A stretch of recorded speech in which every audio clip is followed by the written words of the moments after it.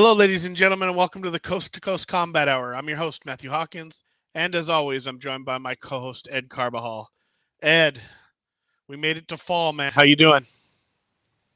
Pretty good, pretty good. I'm actually, as we were saying before, with the UFC Noche. Before we started recording, I was talking about how I kind of had a little bit of a not writer's block, but I've UFC Noche kind of took the steam out of everything with how watching from home it wasn't. I mean, it was what it was. We were expecting something else, and we're kind of deflated after that, and now we're sitting around waiting for watching other events happening. The stuff happened regionally in the regional scene, and then all of a sudden, over the weekend, Anthony Joshua gets handed a loss that many people weren't expecting him to lose.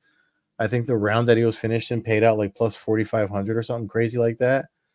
That happened on Saturday, and then today we got the news that one of my favorite fighters that I think he was like my fighter to watch in, what was it, like 2018, 2019 when we were talking about it, I don't 2020? think it was that long ago. I think it was in the last couple of years. It Like was right. 2020 It was literally right before he faced Malkin twice.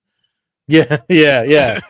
So yeah, Renier de Ridder is signed to the UFC, which is one fighter that I had talked about going to the UFC to make a lot of fun for the middleweight division, and it looks like we're going to get that probably in 2025. I doubt they're going to book him in this last quarter, but yeah. So we got some stuff to talk about as Contender Series goes on right now.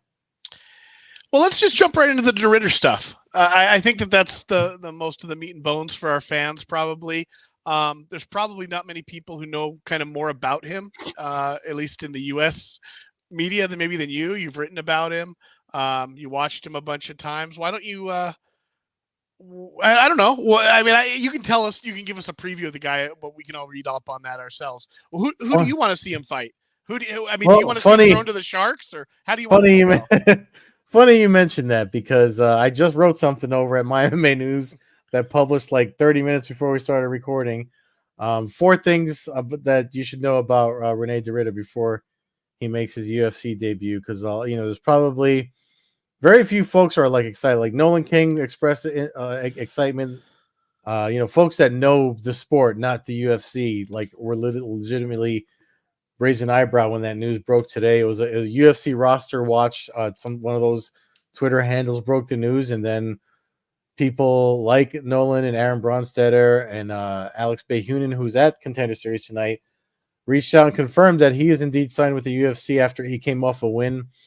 A lot of folks so he was a name. He was one championship's third champ. He was their middleweight and light heavyweight champ. Somebody posted heavyweight and light heavyweight. It's like that's how you know somebody that's just jumping on shit they're reading on Twitter. Middleweight and light heavyweight champ. He was going for his third title with heavyweight, and that's when he ran into the wall that is Anatoly Malkin. If you recall, one had that whole issue with their heavyweight division because of Bular, and Malkin was the one that was waiting. He was their interim champion, and there was a lot of drama behind that. So, de Ridder was undefeated 17-0 before he ran into Malkin. So that's one of the things I mentioned in the article. But there's a couple of things that folks should know about him. He's 6'3". He's got a 79-inch reach. So he's long and lanky for the middleweight division. Most of his finishes come by submission. He's got four TKOs, and I think the others are decisions. The guy's a finisher. I'm saying all that so for you guys to know that the guy's a finisher. One of the matchups that I would like to see, and I feel like and this is where you got to chime in, because when the UFC brings in someone like that, they insert him against someone like that's in like the top 15. And why don't I bring up the rankings so we could look? Because I feel like I don't know who would be a better matchup for like a good introductory, because you don't want to throw him into the top 10 because then you get all the UFC fans. But I could see him going against like Jared Cannonier or Vittori. The matchup that I mentioned when we were first hyping him up on this podcast was him and Adesanya, because they were both title holders at the time. Now both of them are not. But I mean, unlike Adesanya, De Ridder is coming off of a win when he went to his one fight to the United Arab Emirates was in July was he last fought. So he broke his loss streak. He's back in the win column. So the UFC's picking him up. Not this isn't a one championships shavings or whatever. This is not Ben Askren. This is somebody that they probably should have fought to hold on to, and that might be speaking a lot to their finances or whatever. But he's definitely somebody from that promotion coming to the UFC. That's a pretty big deal. But yeah, I feel like Jared Cannonier, at the bottom half of the top 10. I don't know about the lower half because I see Khamzat's ranked number 12 currently, and that's you don't want to delay a guy. Khamzat's first of all, he has to be able to fight. That's number one, and he hasn't been that guy lately. So I'm thinking more of like a Vittori Cannonier. So I guess my question is, what weight is he going to fight at? Definitely middleweight. I would say he's because you say because middleweight in one is 205. So is he going to fight it? Is he going to? I mean, that's what I'm asking. Is he going to be light heavyweight then in UFC? No, I mean it looks like he's going to do 185. It looks like he's going to do 185 based on the people that confirmed that the UFC signed him. So, I mean that makes more sense for him, especially coming into the big ocean here to cut what he can and try to use his size advantage, like you said that he has. With that said, I mean, just looking at the list that you got there, Hermansson kind of is an interesting fight to me. Two guys who got can fight on the ground, and I don't that one kind of jumped out at me. I know he's not ranked right now. He's got a fight coming up, but like if Chris Weidman were to pick up a win, a Chris Weidman Doriner fight doesn't sound. Although I did see Sean Sheehan kind of pitch Anthony Smith, who's light heavyweight, but I don't know. I don't think light heavy. I don't think the 205 division needs him. I think the 185 division needs him because there's just more fun fights to make there. Yeah, you're right, but I could see him jumping between the two. Anthony Smith makes sense because he's another blown up middleweight. So at least you'd allow him kind of just to get into the event, maybe not a heavyweight cut, kind of get the UFC jitters out of the way in a fight against a guy who he probably would be favored over. I would think he'd be favored over Anthony Smith at this time, but it's a good signing, man. It brings a lot of potential for sure to what we could do here. Just looking at I mean, Anthony Smith makes a lot of sense in that division, and then like I said, I like the Hermansson fight. If you want to throw him to the Wolves, Paulo Costa, if you really want to give him a big name who's kind of on the downswing, might not be a bad one either. But yeah, I mean, and if we're looking at 205, I'm just looking. I mean, Volkan Ozdemir jumps out at me. That'd be a good fight for him too, to bring him in. And this whole thing reminds me of like when you bring in a guy like De Ridder to the UFC. Granted, I mean, I know he's coming in off of a win, but he lost, the Malakin fight, even to his own admission. I think he did it with SCMP. After the first fight, he said that it was something he felt he was biting off more than he could chew, but he tried for it again anyway, just because, why would you sit on a loss, if you think you can avenge it? And I think the second fight was more confirmation to him that, obviously Malakin just has his number. But this reminds me of like when Justin Gaethje came into the lightweight division way back when, he came in undefeated. He never lost his belt in World Series of Fighting. And then he came in, and I don't remember what Michael Johnson was ranked at when they fought, because that was his first fight when he came into the UFC. But that's the vibe. I'm just bringing that up because that's the vibe I'm getting off of him coming in. Like, you got to put him on ESPN. You can't do no ESPN Plus shit with this guy. Like, you got to put him on a ESPN Red, like a featured fight on a regular broadcast, so you can let a good number of fans know who he is. And this is not somebody, 17-2 is not somebody you put on the Fight Pass prelims, Yeah, you would think. I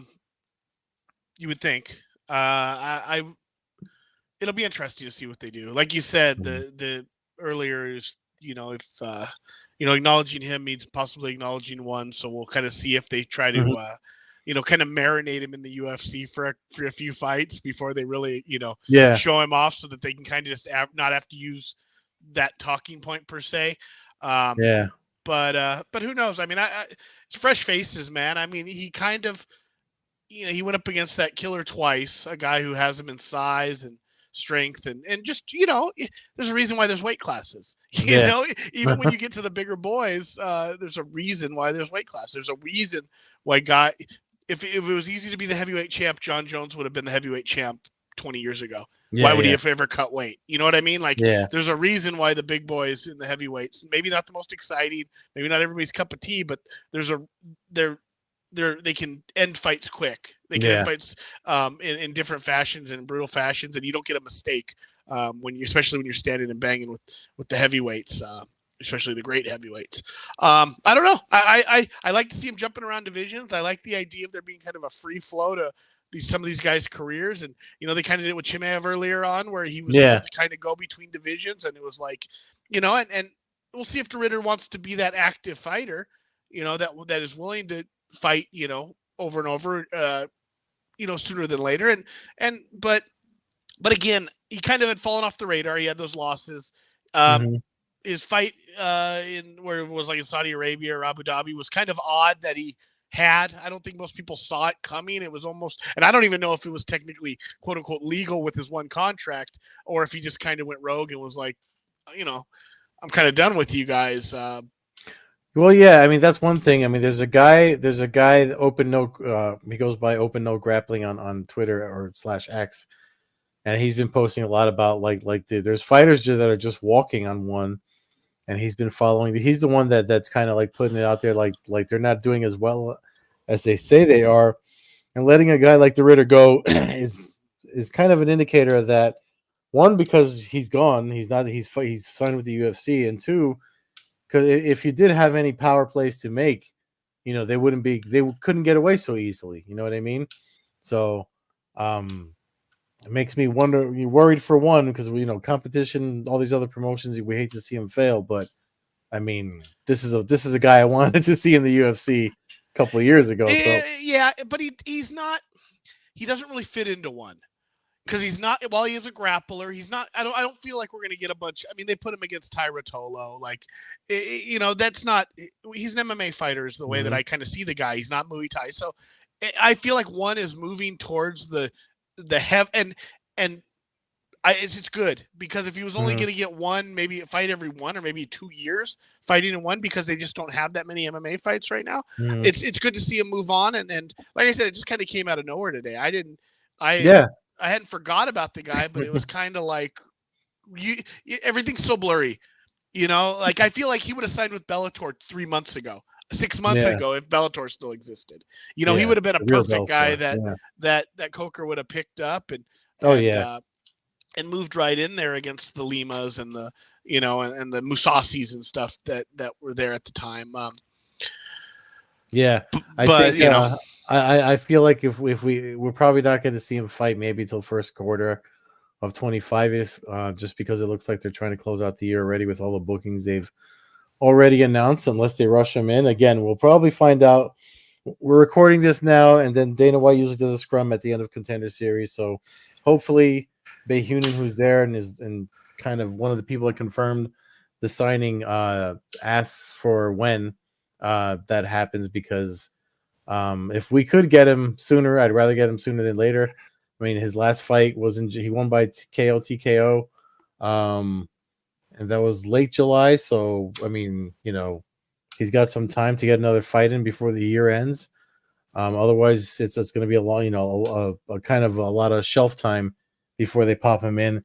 I feel like they would hold him for like a UK card or a Dublin card or something on that side of the world. One of the Saudi cards. Like I feel like they might hold him for that, but I would prefer they. I think U.S. fans could get on board from. He speaks perfect English. You don't need a translator. Um, and the guy's not a boring fighter to watch. I mean, even when he loses, he tried the fights against Malik, and those are on YouTube if you want to watch them on one championships YouTube channel. he didn't. He tried his damnedest, and the game plan he had, for the second fight, that would have worked against somebody that wasn't. I mean, I don't want to say, what we're all thinking, but I mean, if you look at Anatoly Malikin, I mean, the guy's definitely not. I feel like he's not going to pass any drug tests if he fights in the U.S. You know? No, I'm with you there. There is the December card in Vegas. It just depends on how quick you want to Yeah. fast track the guy. You got a pay per view in Vegas where there's really nothing announced yet for. Mm-hmm. And again, I'd Hermanson prelim main event prelim last on ESPN right Yeah. before the pay per view goes. Let America, let the world kind of get some eyes on him when they're all getting ready for the pay per view. That's a heavily viewed fight traditionally. That's where I do it. I do something like that, and I mean, if you want to, because then your next move can be a pay per view main card or even a main event on a fight night apex. I mean, that does open the door for it if you get some eyes on the guy and you go, like you said, you go to 18-2 and your only losses are to the heavyweight champion of the previous company who, Yeah. I mean, we don't really know where Malkin stands like world rankings, but if you threw him in the UFC, I'd favor him over a lot of the heavyweights. So, Yeah. it's the heavyweight division is just so wild right now. But back to this, I it's fun. It's fun, and it was cool to see kind of your reaction on Twitter, just through some tweets. You know what I mean? Yeah. Because it's like an interest that we haven't really had in a while. We Yeah. obviously get interested for certain fights, but it doesn't seem like we've had a free agent. Maybe somebody's gonna say, "Oh, we signed somebody last week," and maybe the UFC did, but it just seems like this is like a bigger international name that we don't get a whole lot of anymore. Yeah. A lot of it's all contender series guys and Yeah. and Americans or Brazilians from the contenders or the stuff. So to get an international guy who was an Yeah. international star just a couple years ago, it's cool. It reminds me of some of the good old days when you'd get that rare pride signing, or you get that, you get that Sakurai to show up out of nowhere, or something like that. It just that's how it feels to me. So I look forward to it, and we'll see what happens, man. Hopefully he has success.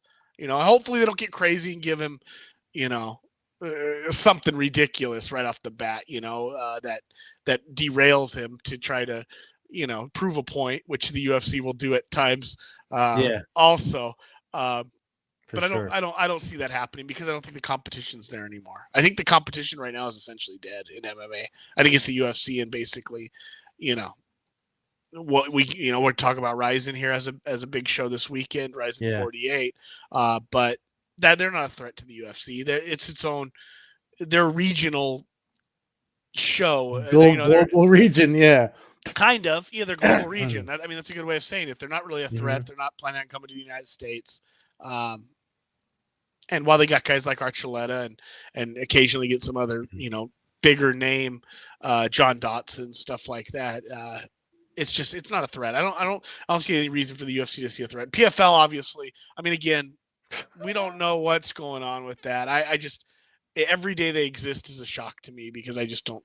I don't see it. I mean, you got Roger Huerta in the co-main event coming up this weekend for them. So, I mean, I just, again, and Bellator had Huerta fighting towards the end there too a couple times, but usually because it was like in Texas or something where it made sense geography for him to be fighting on a card, not in Paris or wherever the heck Huerta's fighting. I suppose they do such a good job of promoting it. It's a European thing. There's more PFL wings than you ever knew. And again, where's the money? It's got to be money laundering. I'm just gonna say it. I don't. I mean, they make me not even question BKFC at this point. At least I've heard. At least I've heard investors from BKFC, but I don't know. But we mentioned Ryzen. They got a nice card coming up this weekend. We mentioned Archuleta fighting on the card. He's fighting an undefeated prospect. And main event's actually pretty damn exciting too. Luis Gustavo, who's kind of a homemade Ryzen fighter, has been there for a long time. He's fighting Roberto de Souza, also a Ryzen star. I mean, Yeah, and he's been featured on homemade the star. Bellator. He came from the grappling scene and basically made his MMA debut and everything. Mhm. And that's where his home has been. And he's been the champion for a little bit now. So it's a nice main event. Good female fight too. Asakura versus Izawa. Yeah. Izawa, arguably one of the one or two ranked 105-pound, 108-pound women in the world. And Asakura is a legend in Japan, and again one of the staples of Ryzen. So that should be good. That's late Saturday night into Sunday morning, Yeah. depending on your coast. 9/29. It's the official date for it, so that's Sunday for me. It's Sunday. It's 1 a.m. Eastern start your time, 10 a.m. Pacific. Mm-hmm. Won't start for another hour after that with their intros and the and everything. Pageantry. Hopefully Michael Chavello's back on the call again, because although K1 has a show too this weekend, so there might be a conflict for him there. But again, I recommend them, man. You go to the right. I don't know how to find it exactly. Just Google Ryzen pay-per-view. It's $20. You get 2 weeks of. I think it's Ryzen.tv. You get okay, take there you to it. Yeah. I've ordered the last two. $19.99 gives you 2 weeks of replays. Allows you to stay up, survive what you can into the night, and then wake up the next morning and pick up the slack. But yeah, I as long as they keep that at that, I hope that is what this price point is. I haven't seen anything showing a higher price point for this one. So that's this weekend. Going back to last weekend, I guess the biggest news, really the only fight I watched for the weekend was Anthony Joshua versus Daniel Dubois. Dubois. There we go. Dubois, Daniel there you Dubois. go. Daniel Dubois. Yeah. Man, when there's a good boxing match on, man, Yeah. it is so much fun. And I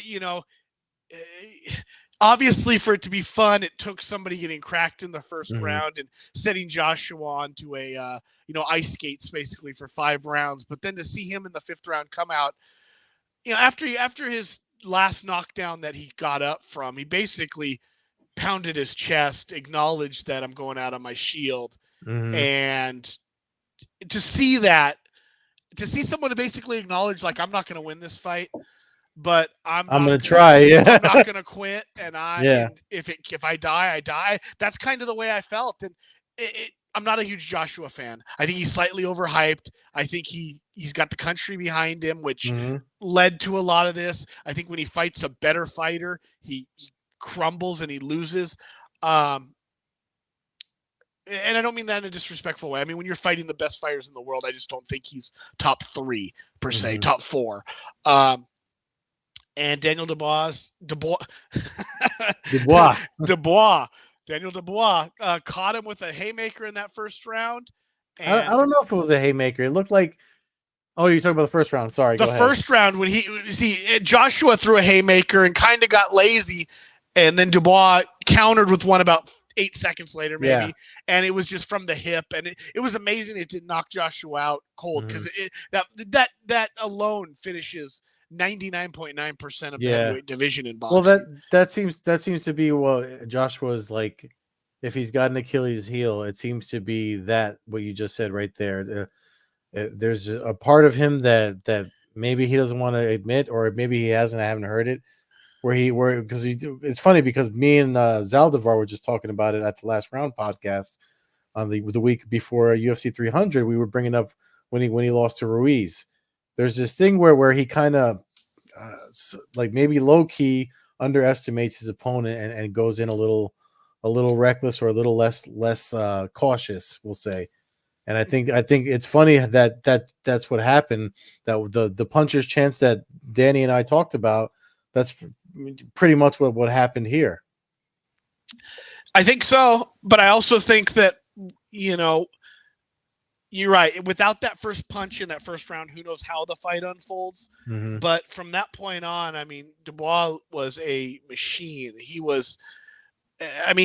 rocked Joshua a ton of, I don't remember the exact amount of knockdowns. It was 3 or 4, but he was rocking him and hitting him with snapping shots that were just kicking, snapping his head back. And Um, I didn't see it happening. I didn't think that that's what the fight was set up for. Obviously, the No one 93,000 did. people there Yeah. thought that either. But I mean, just spectacular, and just Mhm. the excitement that when there's a fighter on the ropes, and then he in that fifth round, Yeah. he fought back like he was the goddamn Terminator.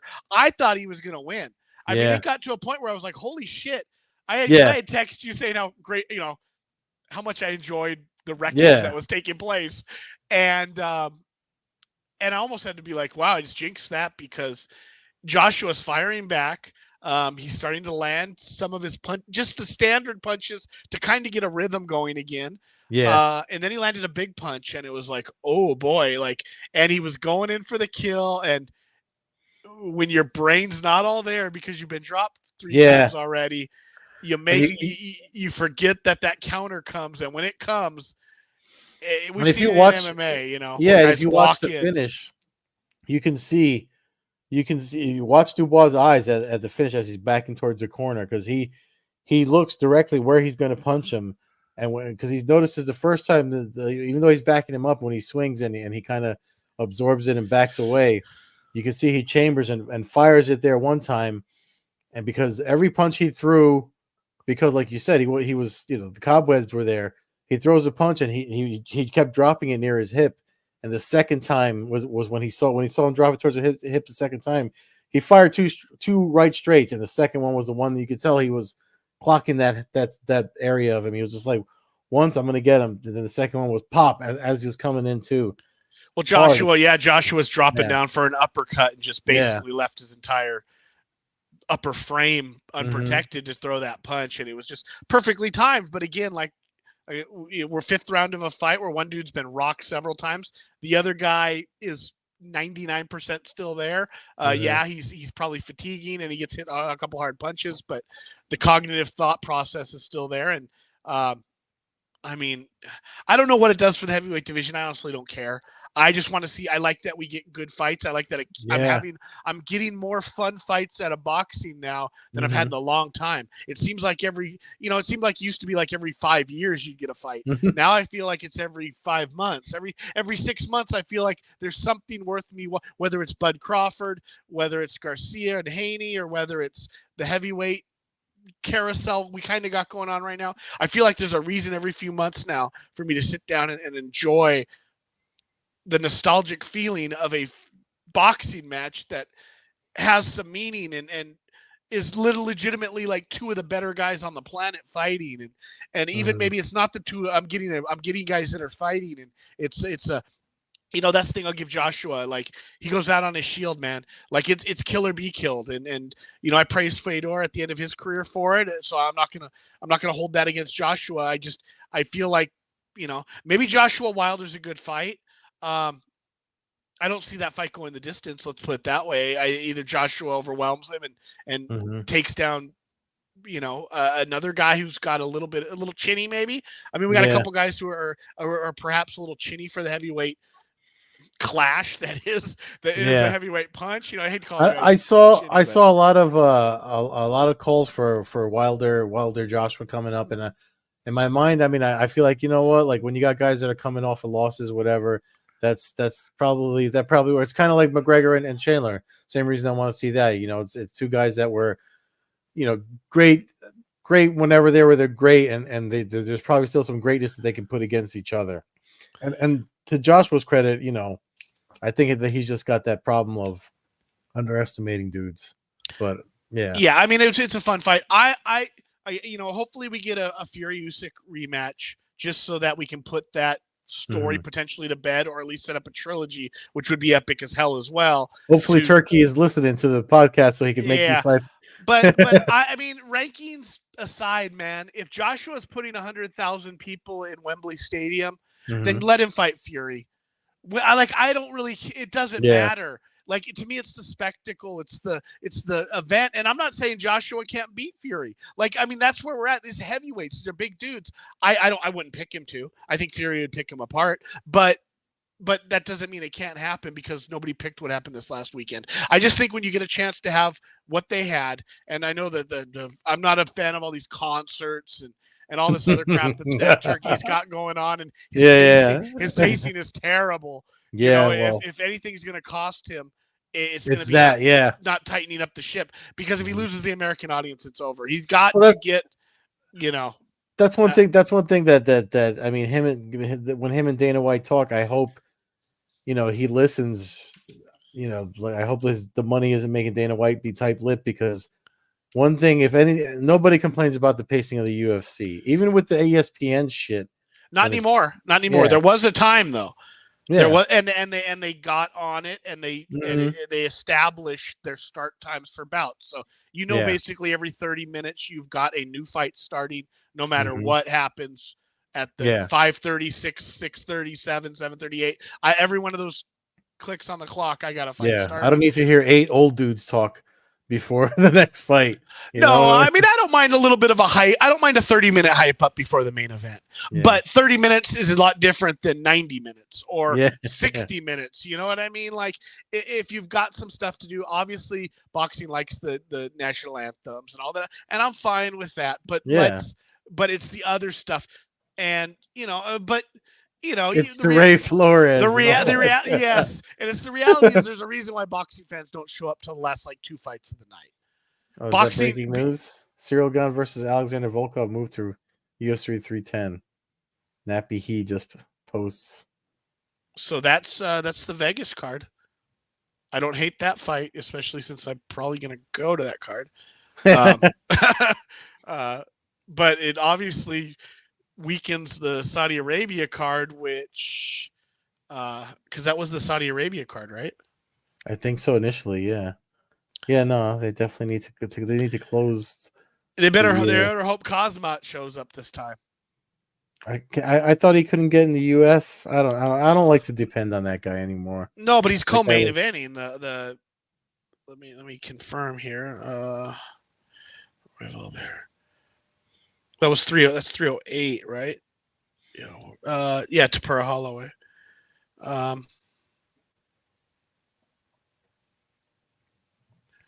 Yeah, that was that one.